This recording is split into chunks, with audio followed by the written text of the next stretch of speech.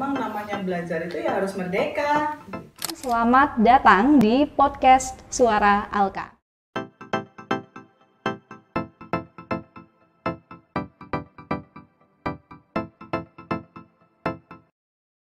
Assalamualaikum warahmatullahi wabarakatuh. Waalaikumsalam warahmatullahi wabarakatuh. Selamat siang Sobat Alka, bagaimana kabarnya? Semoga Sobat Alka di rumah tetap dalam keadaan sehat walafiat ya, terutama di masa pandemi seperti ini. Dan semoga kita semua bisa bersama-sama menghadapi COVID-19 dan kita bisa segera beraktivitas normal seperti biasa. Dan pada kesempatan kali ini saya ingin mengucapkan selamat datang di podcast Suara Alka. Podcast Suara Alka sendiri adalah podcast yang bertujuan untuk menginformasikan informasi seputar dunia pendidikan dari perspektif Sekolah Akhlak Pelita Hidayah. Dan sekali lagi, selamat datang di podcast Suara Alka bersama saya, Salsabila. Sobat Alka, pada siang hari ini saya nggak sendirian, saya ditemani oleh Kepala BSPP Sekolah Akhlak Pelita Hidayah yang terhormat Ibu Diah Saptorini. Selamat siang Ibu. Selamat siang Mbak Salsa. Iya. Apa kabar? Wah, saya baik sekali kabarnya. Biasanya host duluan yang tanya ya, sekarang saya nanya dulu. Iya, jadi Bu Rini ini memang wanita yang aktif. Untuk Bu Rini sendiri bagaimana kabarnya? Alhamdulillah sehat, tetap semangat. Tetap semangat walaupun pandemi seperti ini ya Bu. Nah, syukur alhamdulillah Ibu Rini dan juga Sobat Alka, pada hari ini kita akan mengangkat topik yang akhir-akhir ini menuai pro dan kontra di kalangan masyarakat, yaitu tentang sistem zonasi dan juga sistem seleksi dalam penerimaan peserta didik baru. Seperti yang saya katakan tadi, hal ini juga menuai pro dan kontra di kalangan masyarakat, terutama wali murid. Dan berbicara tentang wali murid nih, Sobat Alka dan Ibu Rini, tim Suara Alka telah mengadakan interview untuk mengumpulkan opini wali murid terkait dengan pendapat mereka tentang sistem zonasi dan juga sistem seleksi. Dan ada satu kasus menarik yang akan kita angkat bersama kali ini. Dan menariknya ini, yang pertama karena isinya, ceritanya, dan yang kedua karena kita membahasnya bersama dengan Ibu Rini yang sudah tidak diragukan pemahamannya tentang sistem zonasi maupun sistem seleksi. Nah, jadi ceritanya seperti ini Bu Rini. Awalnya, wali murid ini tidak setuju dengan adanya sistem zonasi. Beliau lebih memilih untuk memasukkan anaknya ke sekolah yang menurut beliau favorit, walaupun sekolah itu berada di luar zona wilayah tempat tinggal wali murid ini. Dan sebagai konsekuensi, beliau memasukkan anaknya ke sekolah yang menerapkan tes seleksi sebagai alat saring murid-murid tadi. Dan hasilnya, kakaknya, mereka kakak beradik, dan kakaknya ini tidak masuk ke sekolah favorit tersebut, gagal. Dan adiknya, tahun depannya adiknya ini masuk. Nah, melihat perbedaan ini, Ibu Rini dan juga Sobat Alka, orang tuanya wali murid ini merasa bahwa ada perbedaan sikap di antara kakak adik ini. Nah, dan hal ini juga diperkuat dengan interview kita ke si kakak, dan di mana kakaknya ini merasa bahwa, ya saya merasa gagal setelah tidak lolos tes ini. Saya merasa saya kurang pintar, saya kurang cerdas, saya kurang rajin dibandingkan dengan teman-teman yang lolos ke tes ini dan dibandingkan dengan adik saya sendiri. Dan melihat keadaan yang menimpa dua anaknya ini, akhirnya wali murid ini pun mengubah persepsinya menjadi beliau setuju dengan sistem zonasi dan kurang setuju dengan adanya sistem seleksi karena si kakak tadi jadi turun mentalnya ya. Nah, jadi dari cerita tadi Bu, setelah saya mendengarkan cerita tadi, saya merasa kok ada yang aneh ya, dan saya perlu untuk menanyakannya ke Ibu Rini nih. Jadi pertanyaannya seperti ini Bu, dalam satu wilayah ada instansi yang menyelenggarakan seleksi masuk ke sekolah dengan cara yang berbeda. Yang pertama menggunakan sistem zonasi, dan yang kedua menggunakan sistem seleksi. Nah, pertanyaannya adalah saat sudah disetujui bahwa zonasi menjadi sistem penerimaan siswa baru, mengapa sistem seleksi ini masih diberlakukan? Ya, memang masalah penerimaan siswa baru ya, peserta didik baru itu selalu menjadi satu momen tersendiri setiap tahunnya ini, karena tiap tahun selalu wali murid membutuhkan itulah masyarakat ya. Cuman sebelum saya jawab tadi Mbak Salsa, barangkali perlu sedikit saya jelaskan dulu. Baik. Apa sih sebenarnya zonasi, apa sih sebenarnya seleksi gitu. Nah, kalau kita mau secara umum saja, kalau kita melihat misalnya begini, zonasi ini untuk kepentingan siapa? Seleksi itu untuk kepentingan siapa? Zonasi itu diatur untuk kepentingan siswa, untuk kepentingan sekolah, dan untuk kepentingan masyarakat secara umum, dan pada akhirnya memang ini kepentingan negara yang secara politis punya kewajiban untuk mencerdaskan kehidupan bangsa itu di dalam undang-undang dasarnya.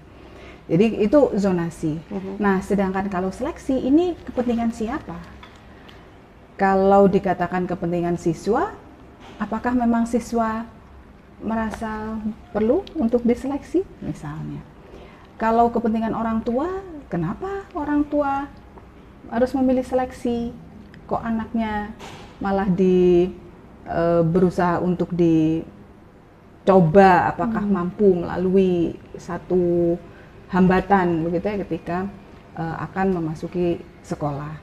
Nah, kalau kita melihat kenapa ada zonasi yang diberlakukan pada saat ini, sebenarnya dulu sebelum ada dulu sekali gitu ya, di zaman mungkin saya masih kecil itu sebenarnya sudah sistem zonasi, Mbak. Oh, seperti ya, itu. Cuman tidak disampaikan, tidak dikatakan apakah itu sistem zonasi. Tapi yang jelas semua orang tua pasti menyekolahkan anaknya in distance di sekolah yang terdekat.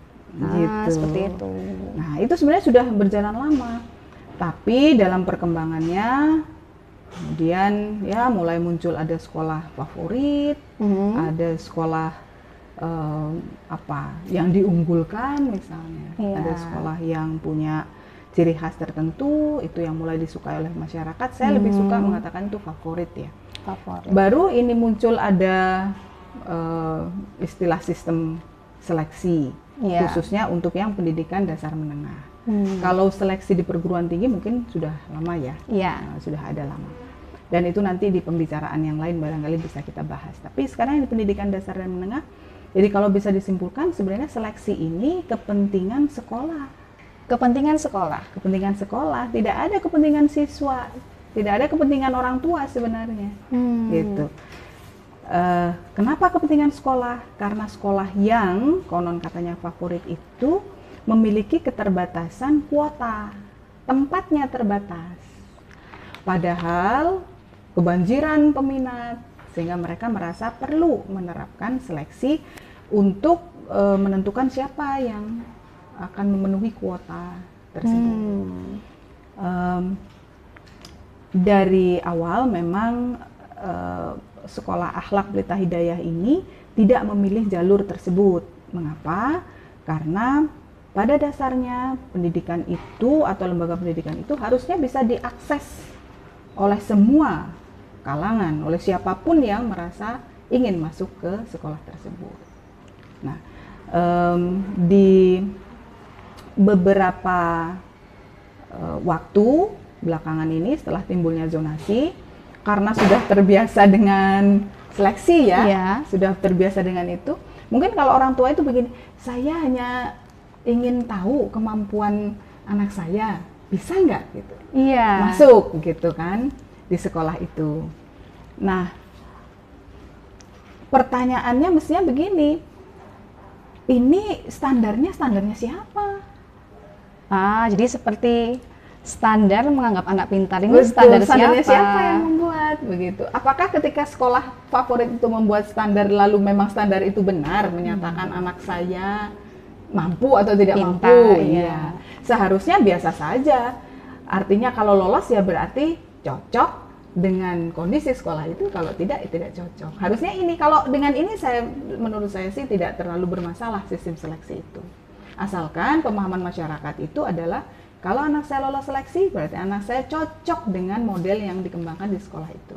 Kalau tidak lolos seleksi, berarti anak saya tidak cocok dengan sekolah kondisi tersebut. sekolah tersebut. Tapi kalau kemudian mengatakan, oh anak saya pinter kalau lolos seleksi, sekolah itu bagus kalau semakin rasio seleksinya semakin besar.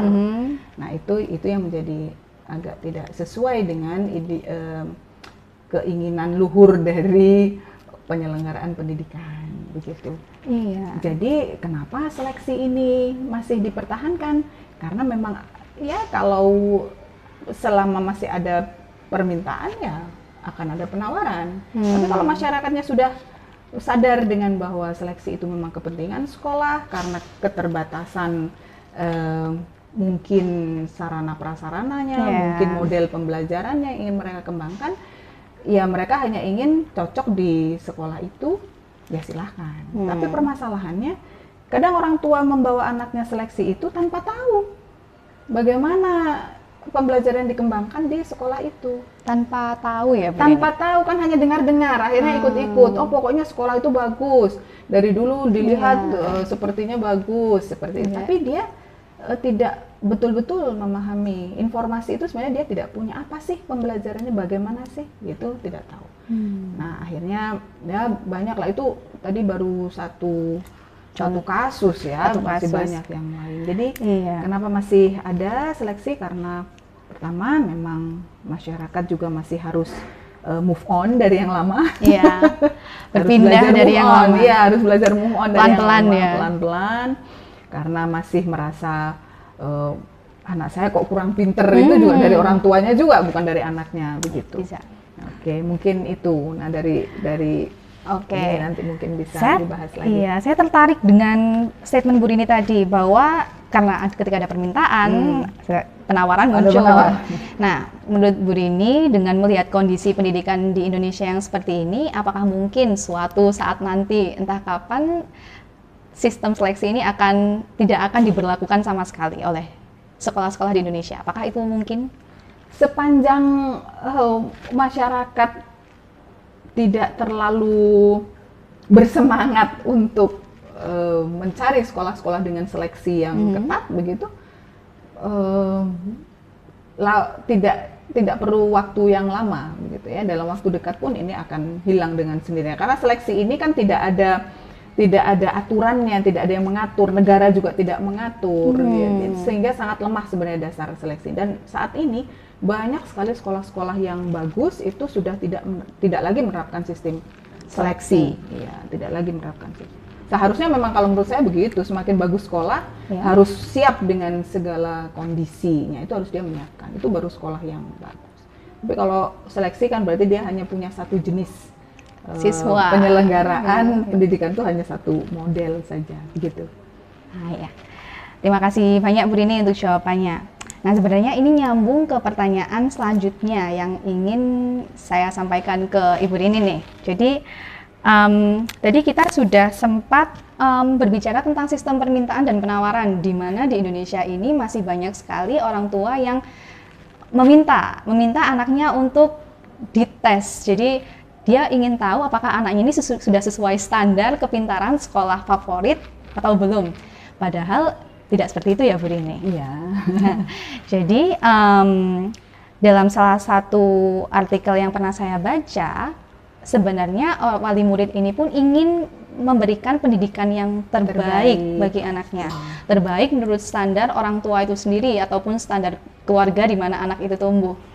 Nah, jadi seperti yang kita ketahui bersama, seperti banyaknya masyarakat yang merasa pro dengan zonasi, tidak sedikit juga masyarakat yang masih mengagung-agungkan tes seleksi. Halo Sobat Alka, bersamaan dengan masuknya kita ke pertanyaan kedua, kita juga masuk ke dalam ruangan ya Ibu Rini. Karena kondisi di luar cuacanya sedang tidak bersahabat untuk audionya nanti, jadi sekarang di luar sedang hujan dan kalau misalnya ada suara rintik-rintik bergemericik sedikit-sedikit, mohon dimaklumi ya Sobat Alka. Nah, untuk ke pertanyaan kedua Ibu Rini, ini masih berhubungan dengan statement Ibu Rini tadi bahwa ada permintaan dan ada penawaran dari sekolah dan wali murid. Seperti yang kita ketahui bersama bahwa di Indonesia sendiri banyak sekali wali murid yang meminta anaknya untuk diseleksi sesuai dengan standar sekolah favorit, dan akhirnya sekolah favorit pun mengakomodasi itu. Dan melihat kenyataan bahwa di luar sana masih banyak sekali wali murid yang rela menginvestasikan waktu, uang, dan tenaga mereka untuk mempersiapkan anak mereka dari jauh-jauh hari mengikuti tes untuk 1 hari. Saya jadi bertanya-tanya, kenapa pemerintah tetap memutuskan untuk menerapkan sistem zonasi? Kenapa zonasi harus ada ketika wali murid masih memandang itu tes seleksi sebagai tes favorit? Baik, menarik ya Mbak Salsa ya, tarik ulur terus zonasi dan seleksi. Kita lihat dari sisi seleksi dulu sebentar. Ada yang mungkin perlu kita lebih clearkan lagi tentang seleksi itu. Mudah-mudahan seleksi ini bukan karena masalah prestisius dari orang tua ya. Mudah-mudahan bukan karena itu, karena seharusnya memang bukan itu yang mereka inginkan nantinya, yang mereka. Nah, saya tertarik sama tadi menginvestasikan apa tadi Mbak Salsa? Waktu, tenaga, uang. Memang seharusnya seperti itu, menginvestasikan seluruh waktu, tenaga, uang, perhatian, kehangatan keluarga dan lain-lain itu memang harus seperti itu untuk mendukung kesuksesan anak. Tapi bukan untuk sekedar masuk ke sekolah favorit seharusnya, karena itu memang proses panjang, bagaimana mulai dari awal pendidikan tuh sampai akhir memang harus seperti itu. Jangan hanya sekedar hanya ingin masuk ke satu sekolah tertentu begitu. Itu yang dari seleksi. Nah, sekarang dari zonasi, pemerintah memang ini tanggung jawab pemerintah sebenarnya untuk meningkatkan atau meratakan kualitas pendidikan gitu ya. Nah, yang belum tersampaikan barangkali bahwa zonasi itu bukan hanya sekedar siswanya yang dizonasi, tapi nanti juga gurunya dizonasi, kemudian sarprasnya dizonasi juga, kepala sekolah dizonasi juga begitu. Jadi zonasi ini tidak hanya sekedar murid yang rumahnya terdekat, tapi kemudian semuanya juga dikondisikan itu secara merata, dan ini memang tanggung jawab pemerintah. Kalau dibilang kenapa pemerintah memilih untuk berlawanan dengan kecenderungan masyarakat yang pengen seleksi, sedangkan pemerintah itu memang punya kewajiban untuk mengakomodasi semua masyarakat ya, semua lapisan masyarakat begitu. Nah, pada dasarnya pendidikan itu sebenarnya otomatis zonasi sih sebenarnya, karena pendidikan terbaik itu seharusnya merata tempatnya, di mana-mana tempat ada dengan kualitas yang sama. Kalau dulu itu ada istilah begini, menyekolahkan anak pertimbangannya apa? In distance, artinya yang terdekat dengan tempat tinggalnya, begitu. Ini banyak sekali hal yang bisa diatasi sebenarnya. Misalnya saja di Kota Malang ya, di kota kita misalnya. Itu dengan zonasi banyak sekali yang bisa diatasi kalau rumahnya dekat. Kan nggak sibuk ngantar jemput ini, tidak macet, tidak menghamburkan bensin juga misalnya. Itu banyak sekali yang bisa teratasi dengan zonasi. Nah, salah satu yang menyebabkan zonasi ini menimbulkan penolakan misalnya atau komentar-komentar yang kurang mendukung, itu salah satunya adalah beberapa tahun yang lalu itu ketika zonasi diterapkan pertama kali, itu masyarakat itu mengeluhkan bahwa banyak anak yang tidak tertampung di sekolah-sekolah. Tidak tertampung gitu. Jadi anak saya pinter tapi nggak dapat sekolah, anak saya belum dapat sekolah, dan seterusnya gitu. Nah, coba kita lihat lebih cermat lagi tentang hal ini.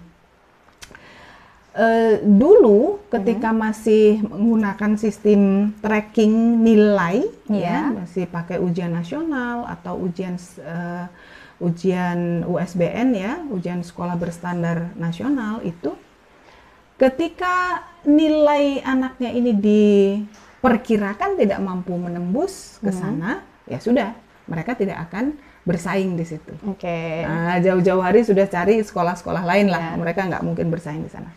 Sedangkan sekarang dengan zonasi, semuanya mencoba masuk ke situ semua. Mencoba peruntungan semua gitu, dengan jarak yang, dengan persyaratan yang hanya jarak ya, tempat tinggal. Padahal kalau kita pikir lulusan itu relatif tetap jumlahnya. Iya. Kuota sekolah yang di jenjang berikutnya juga tetap. Itu seharusnya menampungnya juga tetap. Ya masalahnya karena yang tadinya persaingan itu menjadi agak longgar karena banyak yang sudah permisi gitu ya, sudah mundurkan diri, tidak bersaing di situ, yang sekarang semuanya. Sehingga ya. Nah, ada yang sedikit ironis sih, miris bagi saya adalah orang tua itu tampaknya kok lebih ikhlas ketika anaknya gagal karena dianggap enggak. Saya tidak suka mengatakan ini Mbak Salsa, tapi ya mewakili saja ya, anak saya bodoh gitu, jadi wajar kalau anak saya tidak diterima.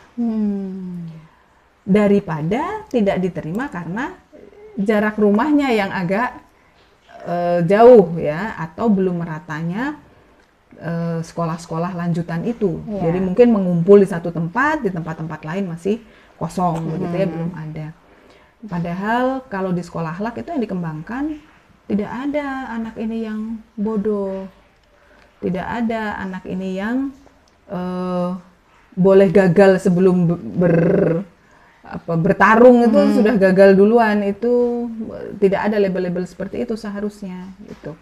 Nah, dengan adanya zonasi ini yang diharapkan adalah pemerataan kualitas pendidikan.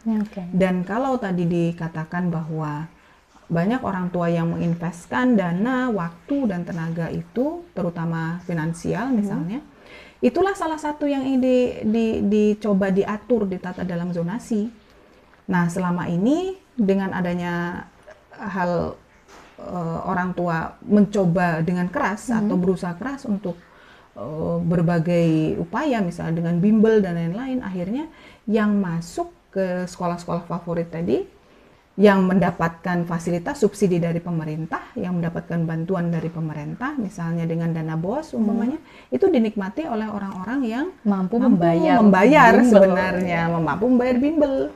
Karena soal-soal ujian nasional dan lain-lain itu hanya bisa ditempuh memang dengan bimbel. Kalau kita nggak bimbel ya kita tidak bisa menembus begitu ya. Makanya memang zonasi ini keniscayaan ya.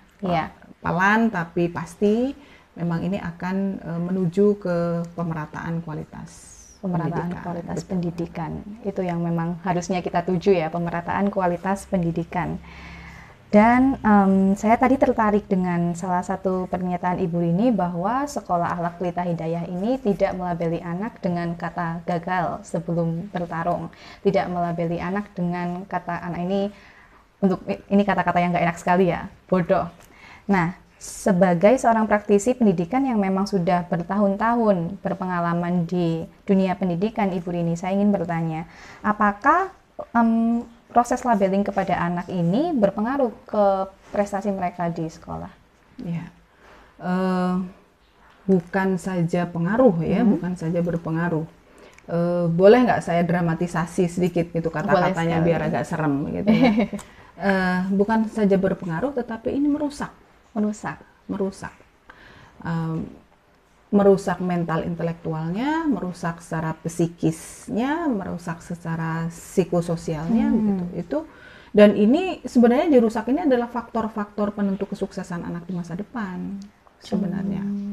Faktor-faktor penentu kesuksesan anak. Betul, karena begini, kognitif atau yang sering diistilahkan anak pinter dengan angka nilai matematikanya bagus, nilai IPA-nya bagus, nilai bahasa Inggrisnya bagus, itu ketika mereka sudah masuk ke dunia kerja, katakanlah, masuk ke sosial masyarakat, itu hanya 20% perannya.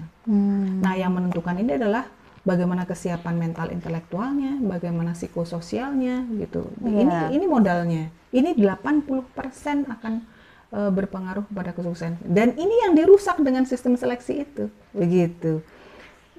Bayangkan saja Mbak Salsa, sekarang masuk TK saja itu diseleksi loh. Adik saya diseleksi masuk TK. diseleksi. Padahal TK itu sebenarnya taman kanak-kanak, tempat bermain, tempat dia belajar berkenalan selain anggota keluarga. Lah mau masuk ke TK saja kok diseleksi begitu. Padahal anak-anak seperti ini di masa-masa pertumbuhan yang katanya masa golden age ini, seharusnya dia tidak disakiti. Ini masa-masa dia berkembang otaknya secara optimal. Nah ini sudah disakiti, disuruh harus tidak boleh salah misalnya, disuruh nanti harus jadi baik, menjawabnya harus benar, atau harus melakukan apapun yang dikatakan. Padahal namanya anak kecil itu moody ya. Nah, berangkat misalnya dia ingin makan permen sama orang tuanya, jangan makan permen, sudah sedih. Ketika dia seleksi, tidak diterima. Pertanyaannya apakah memang anak ini betul-betul tidak diterima gitu ya. Nah, jadi saya bisa mungkin menggarisbawahi sedikit bahwa seleksi ini adalah betul-betul kepentingan dari sekolah. Kepentingan sekolah saja. Kepentingan sekolah. Jadi kalau seandainya orang tua itu berpikir bahwa ya kalau mau ke sekolah itu, saya cocok dengan sekolah itu, maka anak saya masukkan ke situ. Kalau tidak, berarti anak saya tidak cocok dikembangkan dengan model situ. Bukan anak saya jadi pinter atau tidak pinter, bukan sekolah itu menjadi hebat atau tidak hebat, tapi setiap sekolah punya cara sendiri, metode yang dikembangkannya juga berbeda-beda gitu. Nah kalau ini dipertahankan, masuk TK seleksi, masuk SD seleksi, masuk SMP seleksi, karakter yang akan terbentuk adalah karakter menyingkirkan. Iya, betul juga. Iya, kan bukan karakter kolaborasi nih, gitu. Jadi dia berusaha menyingkirkan, dan setiap kali dia menyeleksi, dia menganggap dirinya paling hebat, paling bagus. Padahal teman yang disingkirkan itu belum tentu tidak punya keistimewaan, ya, tidak punya itu. Begitu, kira-kira begitu. Oke, terima kasih Bu Rini atas jawabannya. Betul juga ya, pasti anak-anak waktu dites itu moody, yang dewasa aja moody, nah, moody, anak-anak gitu. Ibu Rini, kita sekarang masuk ke pertanyaan ketiga ya. Sebenarnya jawaban dari pertanyaan ini mungkin sudah disenggol-senggol sama Bu Rini di awal, tapi sekarang kita akan lebih memfokuskan lagi. Jadi, antara sistem zonasi dan seleksi, pemerintah sudah mengetok palu bahwa zonasi adalah sistem yang dipilih untuk siswa-siswi Indonesia. Dan pertanyaan untuk Ibu Rini adalah, kira-kira apa sih dampak dari sistem seleksi yang membuat pemerintah ini memilih zonasi untuk siswa-siswi kita? Ya, saya awali dulu dengan mungkin kacamata pemerintah yang secara umum ya, perlu diketahui oleh masyarakat bahwa memang sistem seleksi ini kan tidak pernah diatur oleh pemerintah. Tidak ada, pemerintah tidak pernah menentukan itu. Bahkan dari awal itu memang sudah diarahkan sebenarnya untuk tidak menggunakan sistem seleksi, tapi karena banyaknya kepentingan tadi ya Mbak Salsa, sehingga memang seleksi ini terjadi secara alamiah saja di lapangan ya, jadi tidak diarahkan oleh pemerintah. Nah, kalau kita lihat dari dampak seleksi, katakanlah begini, pemerintah mengatur zonasi ini atau menetapkan zonasi karena memang ada dampak dari seleksi gitu ya, seperti itu ya. Jadi pertama, seleksi dengan sistem seleksi ini, keinginan untuk meningkatkan kualitas pendidikan secara merata itu semakin jauh. Yang pertama. Kemudian yang kedua, kesenjangan antara penyelenggara pendidikan atau boleh dikatakan sekolah-sekolah ya, baik negeri maupun swasta, itu juga semakin jurangnya itu semakin tinggi ya, semakin jaraknya semakin jauh. Nah, kemudian pemerataan kesempatan mengenyam pendidikan pun itu juga semakin terpolarisasi atau terfokus kepada sedikit saja masyarakat yang mampu mengaksesnya. Jadi banyak anak-anak Indonesia yang mungkin kurang beruntung begitu untuk bisa menikmati pendidikan yang berkualitas. Jadi itu dampak secara umum, secara menyeluruh. Nah, sekarang dampak kepada anaknya, dampak kepada si anak ini, sistem seleksi ini, tadi mungkin sudah sempat saya singgung, ya, bukan hanya berpengaruh tetapi ini bisa merusak. Pembangunan karakter di anak-anak pun itu tanpa tidak diinginkan sebenarnya, tapi yang terjadi itu begitu kalau kita pakai seleksi terus. tanpa sadar anak itu akan membentuk karakter persaingan yang kurang produktif. Ya, contohnya tadi yang kasus pertama tadi, si anak itu kakaknya merasa rendah diri, mohon maaf ya. Nah, adiknya merasa tinggi diri. Itu bukan ininya ya, bukan padanan katanya ya. Rendah diri dengan tinggi diri. Merasa punya privilege lebih gitu ya daripada kakaknya begitu. Padahal mungkin keadaannya nggak seperti itu. Itu tidak bisa apple to apple. Karena kondisi saat kakaknya tes itu berbeda sekali dengan kondisi adiknya tes. Meskipun di sekolah yang sama. Jumlah pendaftar, kondisi pendaftar, soal yang dibuat, yang diberikan, tanggal pemilihan, mungkin ada yang pas bulan puasa, ada yang tidak bulan puasa, dan ini sangat menentukan. Jadi tidak bisa apple to apple, oh anak saya karena lolos di sekolah itu pinter, anak saya yang satunya kurang pinter gitu. Mudah-mudahan ibunya memilih zonasi bukan hanya karena dampak ya, mudah-mudahan karena betul-betul sadar. Nah, memang ada dampak-dampak seperti itu. Jadi egosentrisme itu semakin menebal. Ya, jadi dari sistem seleksi itu yang pertama, yang paling terlihat nanti egosentrisme itu akan menebal. Empati kepada sesama itu menjadi berkurang, menipis. Nah, kalau sudah begini, ya tentunya ini bukan yang kita harapkan dari proses pendidikan itu. Jadi penyelenggaraan pendidikan itu seharusnya membuat orang itu semakin berempati, semakin toleran, ya, semakin percaya diri, ada keseimbangan antara head, hand, heart-nya gitu ya, semakin produktif, mestinya begitu. Nah, ini yang tidak bisa diperoleh dari sistem seleksi itu. Nah, kalau dibiarkan, misalnya pemerintah tidak turun tangan dengan hal ini akan menimbulkan permasalahan ya, apalagi kita ini tahun 2045 akan ada bonus demografi ya yang cukup besar. Nah, ini harus segera dicarikan solusi, apalagi dengan cita-cita revolusi mental dan lain sebagainya. Memang ini yang harus kita lampaui gitu. Itu mungkin Mbak Salsa. Iya, ternyata banyak sekali dampak dari sistem seleksi ya, Bu, yang mungkin selama ini masih belum kita lihat secara kasat mata. Ternyata banyak sekali. Karena prosesnya panjang ya. Masih bisa dipanen nanti ke depannya. Atau begini, ada yang menarik juga ini. Biasanya orang-orang tua yang sudah terlanjur yakin pada sebuah sekolah, anaknya dipaksa masuk ke situ. Ketika ada ketidakberesan di anak itu nggak mau ngakui. Seperti itu. Mereka menyalahkan diri mereka sendiri gitu. Tidak kemudian melihat lebih rasional tentang berarti sistem pembelajaran ini tidak menumbuhkan sesuatu gitu dari anaknya gitu kan.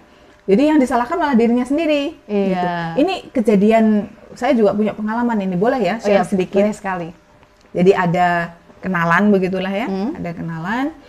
Saya sudah ingatkan ini, anak yang kecil ini karena yang besar itu sudah berdampak, ya, sudah kelihatan, jadi pemarah, tidak mau dikasih tahu, berbicaranya itu dengan nada tinggi gitu.